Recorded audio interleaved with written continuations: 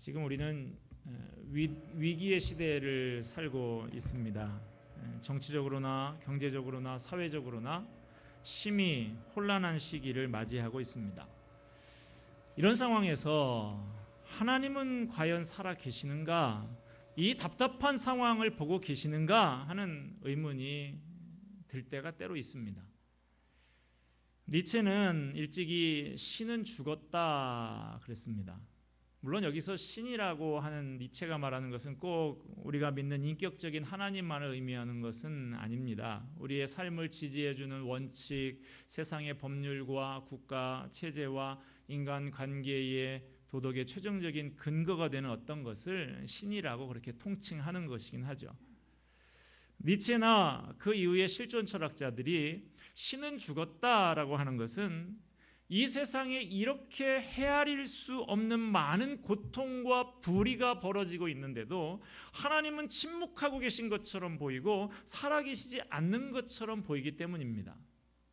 지금도 세계 곳곳에서 정치적인 야심이 빚은 전쟁과 사륙이 벌어지고 있는데 총탄에 애꿎은 젊은이들의 몸이 산산이 찢겨져 나가고 있는데 그래도 하나님이 살아계시단 말인가? 죽이지 않으면 내가 죽는 동물적인 약육강식의 현실 속에서 하나님이 살아계시다고 하면 도대체 뭘 하고 계신단 말인가 하는 의문이 생겨나는 것이죠. 개인적으로도 온갖 오해와 억울한 일을 당하게 될 때 하나님은 정말 살아계시는가 하고 의문을 제기하는 사람들이 있습니다. 그러나 분명한 것은 성경은 하나님께서 살아계시다고 합니다. 하나님은 자신이 살아계시다 하는 것을 역사를 통해서 증명해 오셨고 지금도 세계 곳곳에서 하나님의 신실한 종들을 통해서 살아계심을 드러내고 계십니다. 오늘 본문에 나오는 다니엘도 자신의 삶을 통해서 하나님의 살아계심을 드러내는 귀한 도구로 쓰임을 받고 있습니다. 자, 지난주의 줄거리를 다시 한번 기억해 볼까요? 다니엘은 세계 최대 강국이었던 메데 페르시아 그 연합 제국의 세 사람의 총리 가운데 한 사람이 됐습니다. 그 중에서도 다니엘은 다른 총리들보다 뛰어나서 다리오 왕이 이 다니엘을 전국을 다스리는 재상으로 세우려고 했습니다. 그러자 다른 총리와 고관들이 시기하고 다니엘을 어떻게 끌어내릴 방법이 없을까 흠을 찾았지만 아무 허물을 발견할 수 없었습니다. 그들은 다니엘의 신앙, 여기에 흠이 있겠다 싶어서 이 신앙을 물고 늘어지기로 모의를 하고 모여서 왕에게 찾아가서 청을 합니다. 법률을 정해서 30일 동안에 왕 외에는 다른 어떤 신이나 사람들에게 경배하거나 기도하면 사자굴에 던져 넣기로 그렇게 하자고. 다리오 왕이 순진하게 여기에 계략이 있는 것을 모르고 왕의 도장을 찍어서 금령을 선포를 합니다. 다니엘은 이 조서에 왕의 도장이 찍힌 것을 알고도 자기 집에 돌아가서 윗방에 올라가 예루살렘으로 향한 창문을 열어놓고 전에 하던 대로 하루 3번씩 무릎을 꿇고 기도하며 감사를 드렸습니다. 여기까지가 지난주의 내용이죠. 이어지는 본문을 보면 오늘의 본문을 보면 모함하는 무리들이 다니엘의 기도하는 모습을 보고서 잘 걸렸다라고 기뻐하면서 왕에게 찾아가서 고발하는 모습이 나옵니다. 왕은 심히 근심했습니다. 자기가 총애하던 지금 이 다니엘뿐만 아니라 나조차도 이들의 계략에 걸려들었구나라는 생각을 가지고 다니엘을 구해보려고 애를 썼지만 무리들이 몰려와서 지금 시위를 합니다. 이 법을 지키지 않으면 다리오 당신 퇴진이다. 다니엘만 싸고 도는 다리오는 하야하라 이렇게 하고 있는 거예요. 그럴 수 있었던 것이 어찌 감히 왕한테 이 신하들이 그렇게 한다는 말이냐라고 생각을 할 수 있습니다만 이 나라의 특수성이 있습니다. 이 메데와 페르시아가 연합국을 지금 이루고 있는 것인데 다리오는 메데의 왕입니다. 그런데 실세는 페르시아의 고레스예요. 고레스가 지금 원정 전쟁을 치르기 위해서 그 인척 관계에 있는 외척인 그 외삼촌뻘 되는 이 다리오를 임시적인 왕으로 세워놓고 전쟁을 나갔지만 실제로는 고레스가 힘이 있었고, 그리고 이 신하들도 지금 여기 있는 다리오 왕의 눈치를 보기보다는 저기 전쟁터에서 돌아오면 곧 왕으로 즉위하게 될 고레스의 눈치를 보고 있었던 것이죠. 이런 좀 정치적으로 허약한 왕을 이 신하들이 마음껏 쥐고 법 안 지키면 당신 퇴진 투쟁을 하겠다, 이런 분위기 속에서 그렇게 그 말을 들어줄 수밖에 없었던 것이 된 것입니다. 왕이 어쩔 수 없이 다니엘을 사자굴에 던져 넣으라고 명령을 했습니다. 무리들은 다니엘을 끌어다가 사자굴에 던져 넣고 돌을 굴려다가 굴 어귀를 막고 인봉을 했습니다. 저는 오늘 본문 말씀을 읽으면서 참 예수 믿는 것이 쉽지 않은 일이구나 하는 생각이 들었습니다. 제가 어렸을 때만 해도 예수 믿는 것 때문에 고난받고 핍박받는 경우가 많았습니다. 어떤 아주머니는 교회에서 예배 드리는 도중에 술 취한 남편이 예배당에 막 난입을 해가지고 머리채를 잡고 끌려가는 것도, 그런 경우도 있었어요. 우리 교회도 예수 믿는 것 때문에 남편한테 머리를 박박 깎이셨던 권사님 산 증인도 있어요. 여러분 옛날 이런 이야기를 들어보셨습니까? 어린 딸이 교회 가는 것을 못 가게 하려고 아버지가 토요일 밤에, 내일 밤에 우리 밭에 있는 목화를 모두 다 뽑아라, 그것 뽑아 놓고 교회를 가려면 가라. 도저히 불가능한 것이죠. 이 소녀가 교회를 가고 싶어서 밤중에 목화밭에 가서 달빛에서 밤새도록 맨손으로 목화를 다 뽑아놓고 교회에 가서 쓰러져서 기도를 합니다. 일요일 아침에 밭에 나가본 아버지가 목화 다발에 묻어있는 핏자국을 보고서 내가 너무나 가혹했구나, 내가 너무나 심했구나 반성을 하고 어린 딸의 그 믿음의 감화를 받아서 교회로 발걸음을 돌렸다 하는 그런 이야기를 제가 어릴 때 들었습니다. 당시에 교회는 이런 류의 예화를 통해서 신앙 때문에 고난당하고 있는 사람들을 위로하고 격려했습니다. 그런 고난이 한 영혼을 주님께로 돌아오게 하는 도구로 사용될 수 있다라고 선언을 하면서 믿음을 지킬 것을 권면했던 것이죠. 그러나 80년대 이후 들어서 한국교회가 세속적인 축복에다가 예수님을 끼워 팔기 시작했습니다. 예수님을 믿으면 세속적인 복을 받는다, 성공하고 잘 된다라는 이런 메시지로 복음 마케팅을 했어요. 그래서 예수 믿고 세상적으로 성공한 사람들의 이야기, 예수 믿고 병 낫고 부자 되고 한 사람들의 이야기를 날마다 강단에서 전하고 사람들이 그런 메시지에 열광하면서 모여들었습니다. 그런 마케팅을 통해서 사람들을 교회로 불러 모으는 데는 일시적으로 성공했는지 모르지만, 그러나 교회가 점점 더 세속화되고 복음의 본질이 훼손당했습니다. 이것이 오늘날 교회가 다니엘과 같은 그리스도인들을 배출하지 못하고 있는 이유 중에 하나인 것이죠. 물질적인 축복에다가 예수를 끼워서 판 결과로 그리스도와 함께 영광만 누리려고 하고 예수님 때문에 받는 고난을 회피하는 기형적인 그리스도인들을 양산하고 말았습니다. 그들에게 예수 때문에 고난을 받고 손해를 본다라고 하는 것은 복음이 아닌 것입니다. 어려움을 당하게 하는 예수, 사자굴에 던져지게 내버려두는 하나님은 더 이상 믿고 예배할 대상이 아닌 거예요. 그런 하나님과는 함께 갈 수 없다는 것입니다. 예수님의 제자 가룟 유다는 예수님을 자기 민족을 로마의 압제로부터 해방할 메시아로, 군사적이고 정치적인 메시아로 굳게 믿고 따랐습니다. 예수님이 이제 혁명을 일으키고 권자에 오르시게 되면 예수님과 각별한 사이인 나도 한 자리 차지하고 나도 권세를 좀 누려봐야겠다, 그렇게 꿈에 부풀어 있었어요. 그런데 그 예수님이 스스로 말씀하시기를 내가 십자가에 못 박혀 죽게 될 것이다 라고 하시는 거예요. 유다는 그렇다고 하면 그런 사람은 내게 필요가 없다라고 하면서 고락을 함께 했던 스승을 배신하고 팔아넘기게 되었던 것이죠.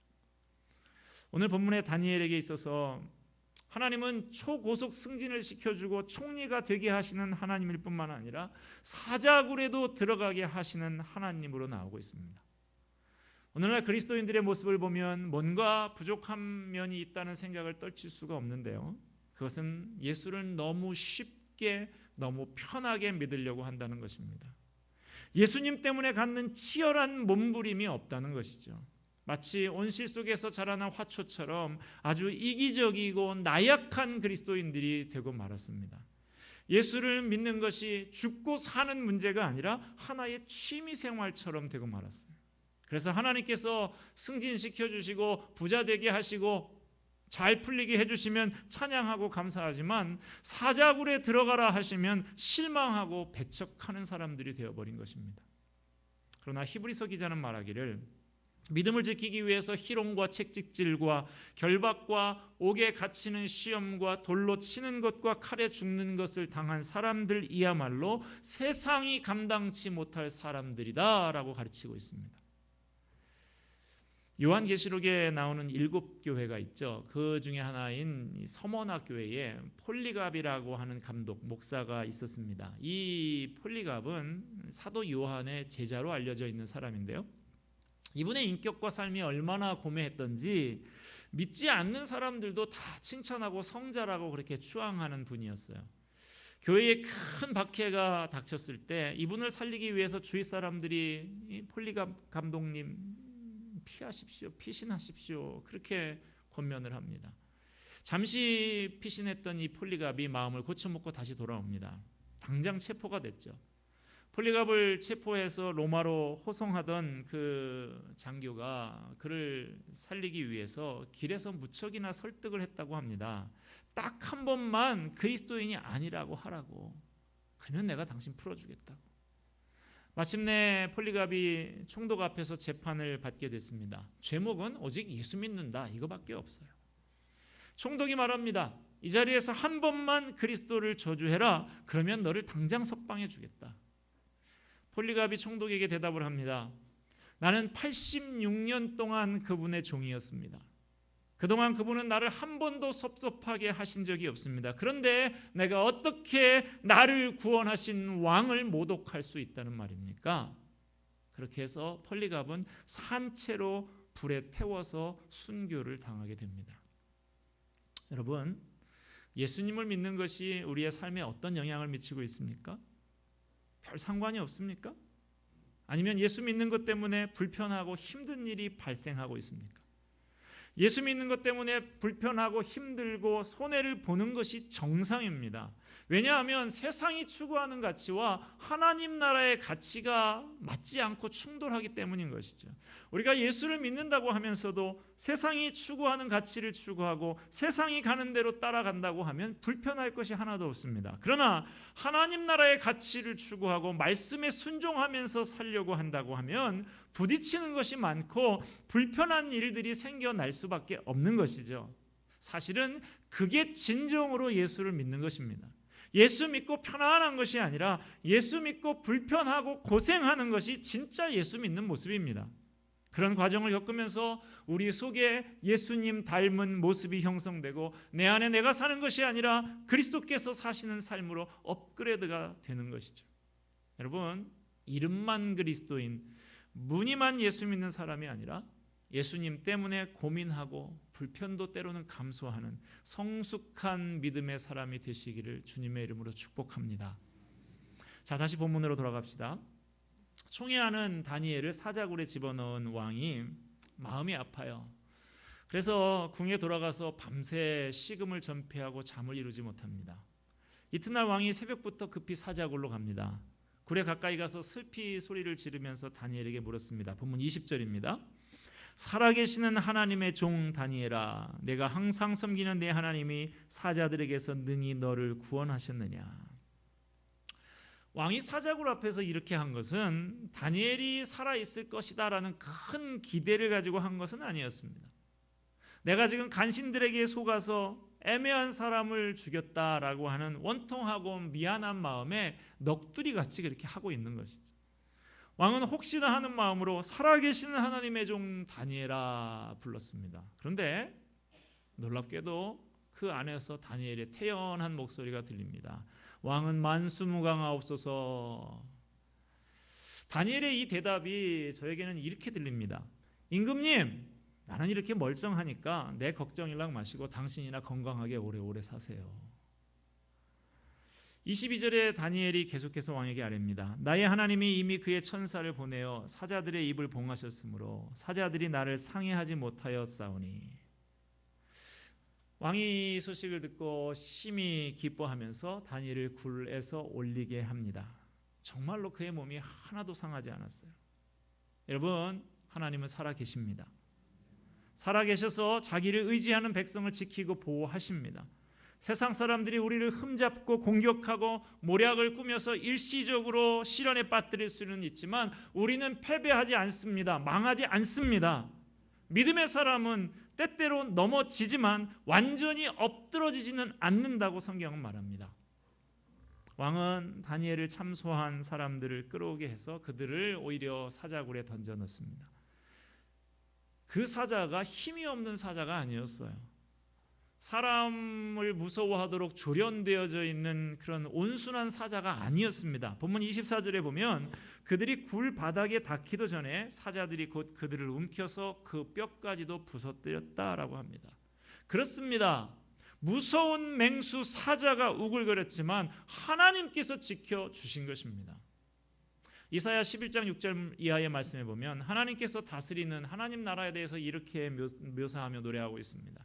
이리가 어린 양과 함께 거하며 표범이 어린 염소와 함께 누우며 송아지와 어린 사자와 살진 짐승이 함께 있어 어린아이에게 끌리며 암소와 곰이 함께 먹으며 젖먹는 아이가 독사의 구멍에서 장난하며. 꿈 같은 이야기 아닙니까? 하나님의 나라는 사자가 없는 곳이다 이렇게 말하지 않고 있어요. 독사가 없는 곳이 아니에요. 강한 이빨과 발톱을 가진 사자가 있고 맹독을 가진 독사가 있지만 하나님의 백성들이 아무것도 모르는 젖먹이 어린아이처럼 그 앞에서 장난하고 노는 곳, 이것이 하나님의 나라, 하나님의 다스리는 세계라고 노래하고 있습니다. 하나님은 우리를 위험이나 고난 근처에도 가지 못하게 하시는 분이 아니라 위험천만한 상황으로 몰아넣으십니다. 그렇지만 거기서 구해주십니다. 어둠이 깊을수록 빛이 더욱더 밝게 빛나듯이 상황이 악화되면 악화될수록 거기에서 건져주시는 살아계신 하나님의 영광이 더 밝히 드러나게 되는 것이죠. 우리는 하나님께 늘 빨리 그렇게 보채지만 하나님께서는 그런 우리에게 로마서 8장 28절을 보라고 하십니다. 하나님을 사랑하는 자 곧 그의 뜻대로 부르심을 입은 자들에게는 모든 것이 합력하여 선을 이루느니라. 다니엘과 함께 하시는 살아계시는 하나님을 체험한 다리오 왕이 온 나라에다 조서를 반포합니다. 본문 26절과 27절입니다. 내가 이제 조서를 내리노라. 내 나라 관할 아래에 있는 사람들은 다 다니엘의 하나님 앞에서 떨며 두려워할지니 그는 살아계시는 하나님이시요 영원히 변하지 않으실 이시며 그의 나라는 멸망하지 아니할 것이요 그의 권세는 무궁할 것이며 그는 구원도 하시며 건져내기도 하시며 하늘에서든지 땅에서든지 이적과 기사를 행하시는 이로서 다니엘을 구원하여 사자의 입에서 벗어나게 하셨습니다. 다리오 왕은 하나님을 믿지 않는 이방 나라의 왕입니다. 그런 그가 다니엘을 통해서 살아계신 하나님이라는 것을 알게 되고 만천하에 선포하게 된 것입니다. 다니엘의 삶이 살아계신 하나님을 잘 보여주는 삶이 되었기 때문입니다. 저 대전에 가면 한남대학이라는 대학이 있죠. 거기에 이수민 교수님이라고 계시는데요. 한남대 생명나노과학대학 명예 교수님이신데 이분이 한때 참 잘 나가는 분이었습니다. 34살에 박사 학위를 받고요. 35살에 교수가 되고요. 36살에 장로장립을 받습니다. 지금 우리 교회 36살에 서리집사도 안 된 사람도 많은데 36세 장로가 돼요. 그리고 37살에 국비로 해외에 유학을 가게 됩니다. 그런데 갑자기 눈이 침침하고 잘 안 보이기 시작했어요. 병원에 갔더니 녹내장 말기다. 이제 교수님은 곧 눈이 멀게 되실 것입니다. 라는 말을 듣게 됩니다. 그래서 미국으로 건너가서 세계 최고의 안과 의사라는 사람에게 6시간 이상에 걸친 대수술을 받았는데 수술을 받고 나서 좋아진 게 아니라 그나마 조금 보이던 것이 전혀 안 보이게 되어버렸어요. 절망의 늪에 빠진 그는 하나님이 살아계신가? 하나님이 계시다고 하면 왜 내게 이런 일이 일어나는가 하면서 밤마다 눈물로 지새웁니다. 장로인데도 신앙의 회의가 생겼어요. 그렇게 잘 나가던 사람이 하루아침에 교회에 가도 말씀이 전혀 귀에 들어오지 않았습니다. 아무것도 먹고 싶지도 않고 빨리 죽었으면 좋겠다라는 생각뿐이었어요. 하나님이 살아계시다고 하면 왜 내게 이런 고통을 주시는가? 왜 멀쩡하던 내 두 눈이 전혀 보이지 못하게 되고 내가 이렇게 살아야 하는가? 이제 죽어야 되겠다라는 생각만 자꾸 들고 우울증이 날로 깊어갔습니다. 하루는 이분이 출석하던 그 미국 교회에서 나이아가라 폭포로 관광을 간다고 하더래요. 이분이 따라가겠다고 그랬습니다. 평소에 우울한 이 사람이 사람 만나기도 싫어하고 하는 사람이 눈도 안 보이는데 나이아가라 폭포로 왜 간다고 했느냐? 거기서 뛰어내려서 죽으려고. 그런데 떠나기로 한 바로 전날 밤에 이 사람에게 성령님의 놀라운 역사가 있었습니다. 갑자기 이분의 마음이 뜨거워지면서 주님의 음성이 들려왔어요. 이사야서 41장 10절의 말씀이었습니다. 두려워 말라, 내가 너와 함께함이라. 놀라지 말라, 나는 내 하나님이 됨이라. 내가 너를 굳세게 하리라. 참으로 너를 도와주리라. 참으로 나의 의로운 오른손으로 너를 붙들리라. 내가 너와 함께한다는데 장로가 돼가지고 지금 죽을 생각을 하고 있냐? 주님의 책망의 말씀이 들려왔습니다. 그 음성을 듣고 하나님 앞에 회개가 쏟아집니다. 하나님, 저를 용서해 주세요. 콧물을 흘리면서 회개를 할 때 주님께서 말씀하십니다. 내가 너를 도와준다고 하지 않냐? 수민아, 나를 의지하고 일어나 봐라. 주님 감사합니다. 벌떡 일어나서 그렇게 기도한 다음에 그날 이후로 마음을 고쳐먹고 나이아가라 폭포 안 가고요, 연구실로 갑니다. 매사추세츠 대학의 화학과의 연구교수로 들어가서 연구를 하게 됩니다. 그런데 여러분, 앞이 보이지 않으니까 이게 보통 어려운 것이 아니죠. 교수들과 함께 이야기를 나눈 것을 다 녹음을 했다가 다시 들으면서 연구를 하고, 그 책들은 아내가 읽어준 것을 녹음을 해서 그것을 또 듣고 합니다. 그렇게 열심히 연구를 거듭한 그는 세계 3대 인명사전 중에 하나인 영국 케임브리지 국제인명센터 IBC로부터 세계의 탁월한 과학자 2,000명에 선정이 됩니다. 그리고 세계 3대 인명사전 중에 또 하나인 미국 인명정보기관 ABI로부터 2011년 최우수상 수상자로 선정이 돼서 세계적인 화학자로 손꼽히게 됩니다. 그분이 이렇게 고백을 합니다. 육신의 시력은 잃었지만 영적인 눈을 뜨게 됐습니다. 저는 앞으로도 사도 바울처럼 나의 약한 것을 기뻐하고 주님을 자랑하면서 살아갈 것입니다. 여러분, 우리도 사나운 사자들이 우글거리는 것 같은 험악한 상황에 빠질 수 있습니다. 우리의 앞길을 사람이나 환경이 가로막고 있을 수 있습니다. 기가 막힌 지경에 빠질 수도 있고 더 이상 살고 싶지 않을 수도 있습니다. 그러나 우리가 낙심하지 않고 살아계신 하나님을 굳게 믿고 의지하며 나아가면 살아계신 하나님께서 역사해 주십니다. 말씀을 맺고자 합니다. 본문 28절 말씀 볼까요?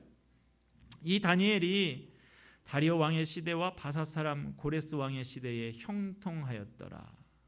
왕조가 바뀌고 정권이 바뀌어도 다니엘은 형통했다 그랬습니다.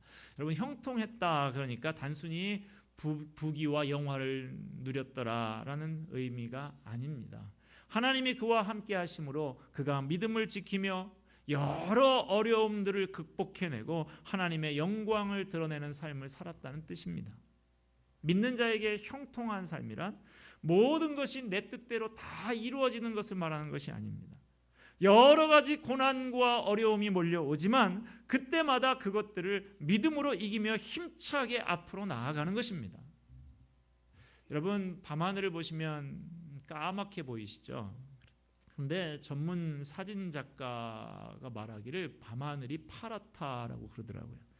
밤하늘을 사진을 찍을 때 카메라 셔터를 20초 정도 계속 누르고 있으면 밤하늘이 파랗게 나온다고 그럽니다. 살다 보면 우리가 눈앞에 캄캄한 일을 당할 때가 있습니다. 그럴 때 우리는 쉽게 절망하고 주저앉을 수 있습니다. 그러나 인생의 밤하늘을 바라볼 때 여유를 가지고 20초의 그 셔터 속도로 한번 생각해 보시기 바랍니다. 잠시 내 생각을 늦추고 하나님을 묵상해 보세요. 살아계신 하나님을 생각하면 하늘의 색깔이 파랗게 바뀔 것입니다. 사자굴 앞에서도 다니엘이 흔들림이 없었던 것은 오직 하나님을 바라봤기 때문입니다. 어둡고 캄캄한 가운데서도 푸른 하늘 대신 소망의 하나님을 바라봤기 때문입니다. 우리 주변에 있는 사람들이 우리가 어떻게 살아가는가 하는 것을 바라보고 있습니다. 불신자들은 성경 모릅니다. 교회에 가지 않습니다. 그들은 저와 여러분들을 통해서 하나님을 보게 되는 것입니다. 다니엘이 그 삶이 우상으로 가득한 바벨론과 페르시아 사람들에게 살아계신 하나님을 보여주는 삶이 되었던 것처럼 저와 여러분의 삶도 내 주변의 사람들에게 살아계신 하나님을 보여주는 삶이 되기를 축복합니다. 하나님께서 우리와 함께 계시며 살아 역사하시는 것을 보여주는 살아계시는 하나님의 종들이 다 되시기를 주님의 이름으로 축복합니다. 기도하겠습니다.